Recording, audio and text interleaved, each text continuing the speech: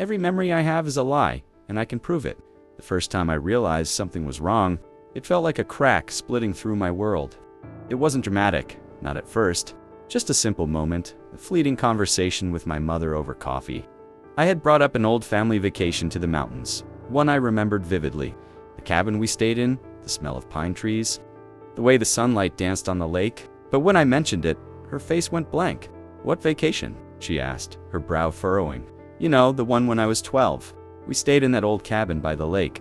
Dad fell into the water trying to fish off the dock, and we all laughed so hard," I said, the memory clear in my mind. She shook her head.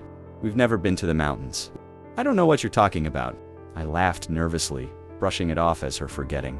But the more I pressed, the more insistent she became. She didn't just forget the trip. She was adamant it never happened. My stomach churned as doubt began creeping in. Was she right? Had I misremembered something so vivid, so real? That was only the beginning. Over the next few weeks, it happened again and again. Little things at first. A childhood friend I remembered playing with didn't recognize my name.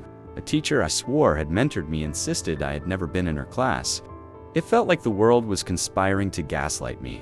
Memories that I cherished, that shaped who I was, began crumbling under the weight of contradiction. Then I found the photo album. It was buried in a box in the attic, dust-covered and forgotten. My hands trembled as I flipped through it, desperate to find proof, something to validate my memories. There it was, a photo of my family at the lake, the cabin in the background, the dock stretching out over the water. My father was laughing, his pants soaked to his knees. I clutched the photo like it was a lifeline and rushed to show my mother. She stared at it for a long time, her expression unreadable. Then, to my horror, she said, "This isn't us. That's not your father. I don't know where you got this." Her words hit me like a punch to the gut. I looked at the photo again, my mind reeling. It was us. I was sure of it.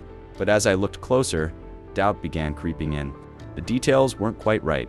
The cabin seemed smaller than I remembered. The colors in the photo felt off, like an imitation of reality. I started searching for more evidence.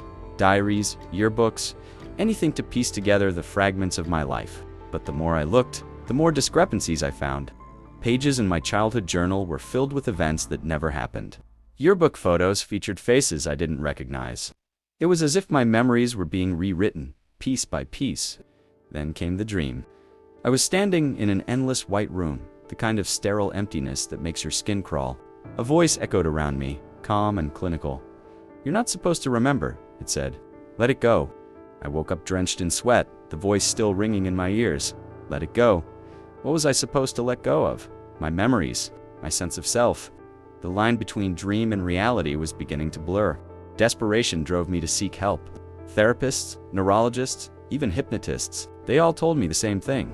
Memory is fallible. It's normal to misremember things, to confuse dreams with reality. But this wasn't normal. It wasn't just a few scattered memories. It was everything. Then I found the note. It was slipped under my door, written in a handwriting I didn't recognize. "You're right, they're lying to you. Keep digging." I don't know who wrote it or how they knew what was happening to me, but it gave me a strange sense of validation. I wasn't crazy. Something was happening, and I wasn't alone.